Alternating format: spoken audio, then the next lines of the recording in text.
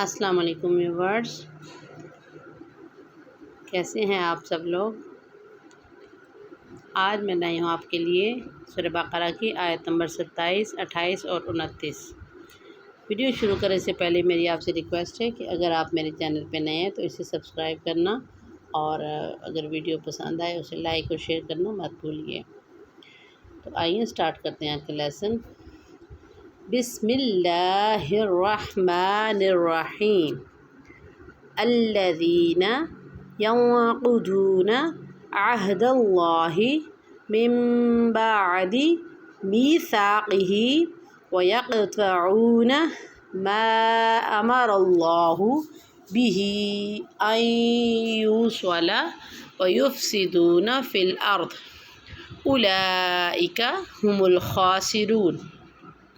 الذین جو لوگ، ینقضون توڑتے ہیں، عہد اللہ اللہ کا وعدہ، من بعد سے بعد، میثاقہ پختہ اقرار، ویقطعون اور کاٹتے ہیں، ما امر جس کا حکم دیا، اللہ اللہ، بہ اس سے، ان یوصل کہ وہ جوڑے رکھیں، ویفسدون اور وہ فساد کرتے ہیں، فی میں الارض زمین، اولئک وہی لوگ، ہم وہ، الخاسرون نقصان اٹھانے والے ہیں، وہ جو اللہ سے کیے ہوئے عہد کو پختہ کرنے کے بعد بھی توڑ دیتے ہیں، اور جن رشتوں کو اللہ نے جوڑنے کا حکم دیا ہے انہیں کاٹ ڈالتے ہیں اور زمین میں فساد مچاتے ہیں، ایسے ہی لوگ بڑا نقصان اٹھانے والے ہیں۔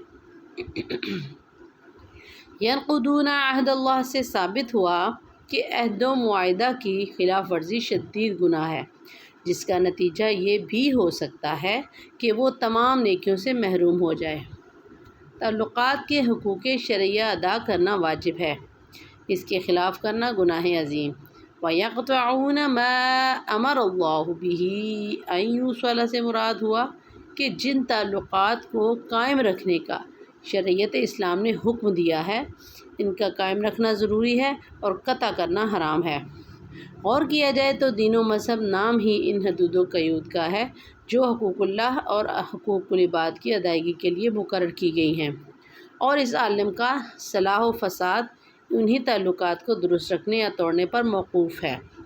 اسی لیے ان تعلقات کے قطع کرنے کو یفسدون فی الارض کے الفاظ میں وجہ فساد عالم بتلایا گیا ہے۔ اولئک هم الخاسرون میں خسارہ والا صرف اسی شخص کو قرار دیا ہے جو مذکورہ احکام کی خلاف ورزی کرے۔ اس میں اشارہ ہے کہ اصل خسارہ اور نقصان آخرت ہی کا ہے، دنیا کا خسارہ کوئی قابل توجہ چیز نہیں۔ نیکسٹ آیت ہے، کیف تکفرون باللہ وکنتم امواتا فاحیاکم ثم یمیتکم ثم یحییکم ثم الیہ ترجعون۔ کیف کس طرح، تکفرون تم کفر کرتے ہو، باللہ اللہ کا، وکنتم اور تم تھے، امواتن بے جان، فاحیاکم سو اس نے تمہیں زندگی بخشی، ثم یمیتکم پھر وہ تمہیں مارے گا، ثم پھر یحییکم تمہیں جلائے گا، ثم پھر الیہ اس کی طرف ترجعون لوٹائے جاؤ گے۔ تم اللہ کے ساتھ کفر کا طرز عمل کیسے اختیار کر لیتے ہو، حالانکہ تم بے جان تھے، اسی نے تمہیں زندگی بخشی، پھر وہی تمہیں موت دے گا، پھر وہی تم کو دوبارہ زندہ کرے گا، اور پھر تم اسی کے پاس لوٹ کر جاؤ گے۔ خلاصہ تفسیر، بھلا کیوں کرنا شکری کرتے ہو اللہ کے ساتھ کہ اس کے احسانات کو بھلا دیتے ہو اور غیروں کا کلمہ پڑھتے ہو، حالانکہ اس پر دلائل واضح قائم ہیں کہ صرف ایک اللہ ہی مستحق عبادت ہے۔ مثلاً یہ کہ تھے تم بے جان، یعنی نطفہ میں جان پڑنے سے پہلے، سو تم کو جاندار کیا، پھر تم کو موت دیں گے، پھر زندہ کریں گے، یعنی قیامت کے دن پھر انہی کے پاس لے جاؤ گے، یعنی میدان قیامت میں حساب کتاب کے لیے حاضر کیے جاؤ گے۔ وہ ذات پاک ایسی ہے جس نے پیدا کیا تمہارے فائدے کے لیے جو کچھ بھی زمین میں موجود ہے، سب کا سب۔ یہ فائدہ عام ہے، کھانے پینے کا ہو یا پہننے اور برتنے کا، یا نکاح اور روح کو تازگی بخشنے کا۔ اس سے معلوم ہوا کہ دنیا کی کوئی چیز ایسی نہیں جس سے انسان کو فائدہ نہ پہنچتا ہو، اور اس سے یہ لازم نہیں آتا کہ ہر چیز کا ہر استعمال حلال ہو۔ جیسے سمیات قاتلہ بھی فائدہ انسانی سے خالی نہیں، مگر ان کا کھا لینا عقلاء کے نزدیک ممنوع۔ پھر توجہ فرمائی آسمان کی طرف، یعنی اس کی تخلیق و تکمیل کی طرف، تو درست کر کے بنا دیے ان کو 7 آسمان، اور وہ تو سب چیزوں کے جاننے والے ہیں۔ معرف و مسائل، ربط آیات۔ پچھلی آیتوں میں خدا تعالیٰ کے وجود، توحید اور رسالت کے دلائل واضح ہیں، اور منکرین و مخالفین کے خیالات باطلہ کا رد مذکور تھا۔ مذکورہ دو آیتوں میں اللہ تعالیٰ کے احسانات اور انعامات کا ذکر کر کے اس پر اظہار تعجب کیا گیا ہے کہ اتنے احسانات کے ہوتے ہوئے کیسے یہ ظالم کفر و انکار میں مبتلا ہیں، جس میں اس پر تنبیہ ہے کہ اگر دلائل میں غور کرنے کی زحمت گوارا نہیں کرتے تو کم از کم محسن کا احسان ماننا، اس کی تعظیم و اطاعت پر آ جاؤ۔ پہلی آیت میں ان مخصوص نعمتوں کا ذکر ہے جو ہر انسان کی ذات اور نفس کے اندر موجود ہیں، کہ پہلے وہ بے جان ذرات کی صورت میں تھا، پھر اس میں اللہ تعالیٰ نے زندگی پیدا فرمائی۔ دوسری آیت میں ان عام نعمتوں کا ذکر ہے جن سے انسان اور تمام مخلوقات فائدہ اٹھاتی ہیں، اور وہ انسان کی زندگی اور بقا کے لیے ضروری ہیں۔ ان میں پہلے زمین اور اس کی پیداوار کا ذکر کیا گیا جس سے انسان کا قریبی تعلق ہے، پھر آسمانوں کا ذکر کیا گیا جن کے ساتھ زمین کی حیات اور پیداوار وابستہ ہیں۔ کیف تکفرون باللہ، کیسے اللہ کا انکار کرتے ہو؟ ان لوگوں نے اگرچہ بظاہر خدا کا انکار نہیں کیا، مگر رسول خدا کے انکار کو خدا ہی کا انکار قرار دے کر ایسا خطاب کیا گیا ہے۔ کنتم امواتا فاحیاکم، اموات میت کی جمع ہے، مردہ اور بے جان چیز کو کہا جاتا ہے۔ مراد یہ ہے کہ انسان اپنی اصل حقیقت پر غور کرے تو معلوم ہوگا کہ اس کے وجود کی ابتدا وہ بے جان ذرات ہیں جو کچھ منجمد چیزوں کی شکل میں، کچھ بہنے والی چیزوں میں، کچھ غذاؤں کی صورت میں تمام دنیا میں پھیلے ہوئے تھے۔ اللہ تعالیٰ نے ان بے جان ذرات کو کہاں کہاں سے جمع فرمایا، پھر ان میں جان ڈالی، ان کو زندہ انسان بنا دیا۔ یہ اس کی پیدائش کا ذکر ہے۔ ثم یمیتکم ثم یحییکم، یعنی جس نے پہلی مرتبہ تمہارے بے جان ذرات کو جمع کر کے ان میں جان پیدا کی، وہ اس عالم میں تمہاری عمر کا مقررہ وقت پورا ہونے کے بعد تمہیں موت دے گا، پھر ایک عرصے کے بعد قیامت میں اسی طرح تمہارے جسم کے بے جان اور منتشر ذرات کو اللہ تعالیٰ تمہیں زندہ کرے گا۔ دوسری موت دنیا کے پوری عمر ہونے کے وقت، اور دوسری زندگی قیامت کے روز ہوگی۔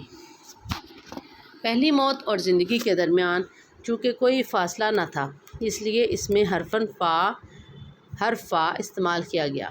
فاحیاکم، اور چونکہ دنیا کی حیات اور موت کے درمیان، اور اسی طرح اس موت کی اور قیامت کی زندگی کے درمیان خاصا فاصلہ تھا، اس لیے وہاں لفظ ثم اختیار کیا گیا، ثم یمیتکم ثم یحییکم، کیونکہ لفظ ثم بعد مدت کے لیے استعمال ہوتا ہے۔ ثم الیہ ترجعون، یعنی پھر تم اسی ذات پاک کی طرف پھر کر جاؤ گے۔ اس سے مراد حشر و نشر اور قیامت کا وقت ہے۔ اس آیت میں اللہ تعالیٰ نے اپنے اس انعام و احسان کا ذکر کیا ہے جو ہر انسان کی اپنی ذات سے متعلق ہے، اور جو سارے انعامات و احسانات کا مدار ہے، یعنی زندگی، دنیا و آخرت اور زمین و آسمان کی جتنی نعمتیں انسان کو حاصل ہیں وہ سب اسی زندگی پر موقوف ہیں۔ زندگی نہ ہو تو کسی نعمت سے فائدہ نہیں اٹھا سکتا۔ زندگی کا نعمت ہونا ظاہر ہے، مگر اس آیت میں موت کو بھی نعمتوں کی فہرست میں شامل اس لیے کیا گیا کہ یہ دنیا کی موت دروازہ ہے اس دائمی زندگی کا جس کے بعد موت نہیں۔ اس لحاظ سے یہ موت بھی ایک نعمت ہے۔ مسئلہ آیت مذکورہ سے ثابت ہوا کہ جو شخص رسول کریم صلی اللہ علیہ وسلم کی رسالت کا منکر ہو یا قرآن کے کلام الہی ہونے کا منکر ہو۔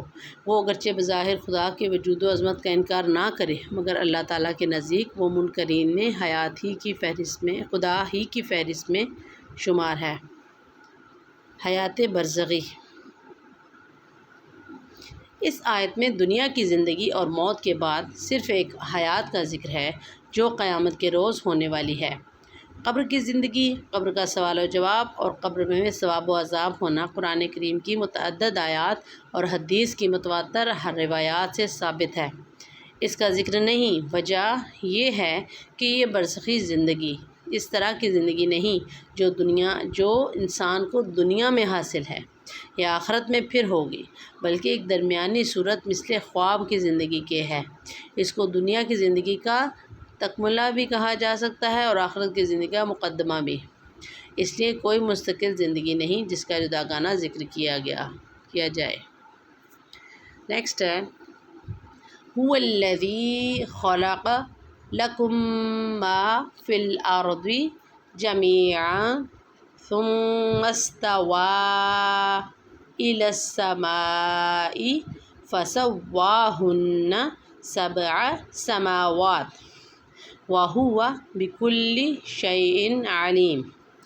ہوا وہی ہے، الذی جس نے، خلق پیدا کیا، لکم واسطے تمہارے، ما جو کچھ ہے، فی الارض زمین میں، جمیعاً سارے کا سارا یا سب کچھ، ثم پھر، استوا وہ متوجہ ہوا، ارادہ کیا، الی طرف، السماء آسمان کے، فسواہن پس برابر کر دیا ان کو، درست بنایا ان کو یا ہموار کیا ان کو، 7 سماوات آسمانوں کو، اور ہوا وہ، بکل ساتھ ہی، شیئن ہر چیز کے، علیم خوب علم والا ہے۔ وہی ہے جس نے زمین میں جو کچھ ہے تمہارے لیے پیدا کیا، پھر وہ آسمان کی طرف متوجہ ہوا، چنانچہ ان کو 7 آسمانوں کی شکل میں ٹھیک ٹھاک بنا دیا، اور وہ ہر چیز کا پورا علم رکھنے والا ہے۔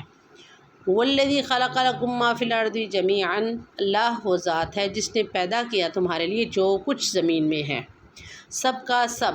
یہ اس نعمت عامہ کا ذکر ہے جس میں تمام انسان بلکہ حیوانات وغیرہ بھی شریک ہیں، اور لفظ میں ان تمام نعمتوں کا اجمال آ گیا جو دنیا میں کسی انسان کو حاصل ہوئیں یا ہو سکتی ہیں، کیونکہ انسان کی غذا، لباس، مکان اور دوا اور راحت کے کل سامان زمین ہی کی پیداوار ہے۔ ثم استوى إلى السماء فسواهن 7 سماوات وهو بكل شيء علیم۔ استوا کے لفظی معنی سیدھا ہونے کے ہیں۔ مراد یہ ہے کہ زمین کی پیدائش کے بعد اللہ تعالیٰ نے آسمانوں کی تخلیق کا قصد راست فرمایا جس میں کوئی حائل اور مانع نہ ہو سکے، یہاں تک کہ 7 آسمانوں کی تخلیق مکمل فرما دی، اور وہ ہر چیز کا جاننے والا ہے، اس لیے تخلیق کائنات اس کے لیے کوئی مشکل کام نہیں۔ دنیا کی ہر چیز نفع بخش ہے، کوئی شے بیکار نہیں۔ اس آیت میں زمین کی تمام چیزوں کو انسان کے لیے پیدا فرمانے کا بیان ہوا ہے۔ اس سے ایک بات تو یہ معلوم ہوئی کہ دنیا کی کوئی چیز ایسی نہیں جس سے انسان کو کسی نہ کسی حیثیت سے بلا واسطہ یا بالواسطہ فائدہ نہ پہنچتا ہو، خواہ یہ فائدہ دنیا میں استعمال کرنے کا ہو یا آخرت کے لیے عبرت و نصیحت حاصل کرنے کا۔ بہت سی چیزیں ایسی ہیں کہ انسان کو ان سے فائدہ پہنچتا ہے مگر اس کو خبر بھی نہیں ہوتی، یہاں تک کہ جو چیزیں انسان کے لیے مضر سمجھی جاتی ہیں جیسے زہریلی اشیاء، زہریلے جانور وغیرہ، غور کریں تو وہ کسی نہ کسی حیثیت سے انسان کے لیے نفع بخش بھی ہوتی ہیں۔ جو چیزیں انسان کے لیے ایک طرح سے حرام ہیں، دوسری کسی اور طرح سے حیثیت سے ان کا نفع بھی انسان کو پہنچتا ہے، یعنی کہ نہیں ہے چیز نکمی کوئی زمانے میں، کوئی برا نہیں قدرت کے کارخانے میں۔ عارف باللہ ابن عطا نے اس آیت کے تحت فرمایا کہ اللہ تعالیٰ نے ساری کائنات کو تمہارے اس واسطے پیدا فرمایا کہ ساری کائنات تمہاری ہو اور تم اللہ کے لیے ہو۔ اس لیے عقل مند کا کام یہ ہے کہ جو چیز اس کی کے لیے پیدا ہوئی ہے وہ اس کو ملے، اس کی فکر میں لگ کر اس ذات سے غافل نہ ہو جس کے لیے یہ پیدا ہوا ہے۔ اشیاء عالم میں اصل اباحت ہے یا حرمت؟ اس آیت سے بعض علماء نے اس پر استدلال کیا ہے کہ دنیا کی تمام چیزوں میں اصل یہی ہے کہ وہ انسان کے لیے حلال و مباح ہوں، کیونکہ وہ اسی کے لیے پیدا کی گئی ہیں، بجز ان چیزوں کے جن کو شریعت نے حرام قرار دے دیا ہے۔ اس لیے جب تک کسی چیز کی حرمت قرآن و سنت سے ثابت نہ ہو اس کو حلال سمجھا جائے گا۔ اس کے بالمقابل بعض علماء نے یہ قرار دیا کہ انسان کے فائدے کے لیے کسی چیز کے پیدا ہونے سے اس کا حلال ہونا ثابت نہیں ہوتا، اس لیے اصل اشیاء میں حرمت ہے۔ جب تک قرآن و سنت کی کسی دلیل سے جواز ثابت نہ ہو ہر چیز حرام سمجھی جائے گی۔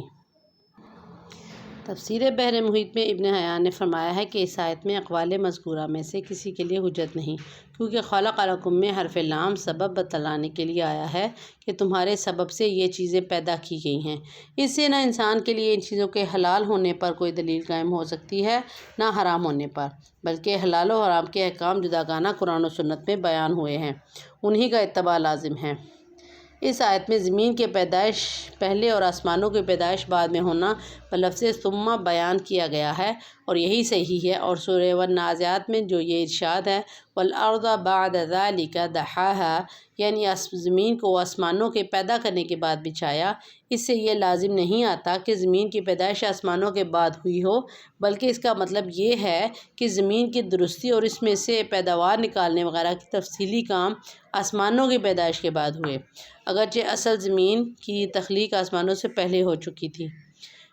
اس آیت سے آسمانوں کی تعداد 7 ہونا ثابت ہے۔ اس سے معلوم ہوا کہ علم حیت والوں کا آسمانوں کی تعداد 9 بتلانا غلط، بے دلیل اور محض خیالات پر مبنی ہے۔ صدق اللہ العظیم۔ آج کے لیے اتنا ہی، ملتے ہیں نیکسٹ ویڈیو میں۔ اللہ حافظ۔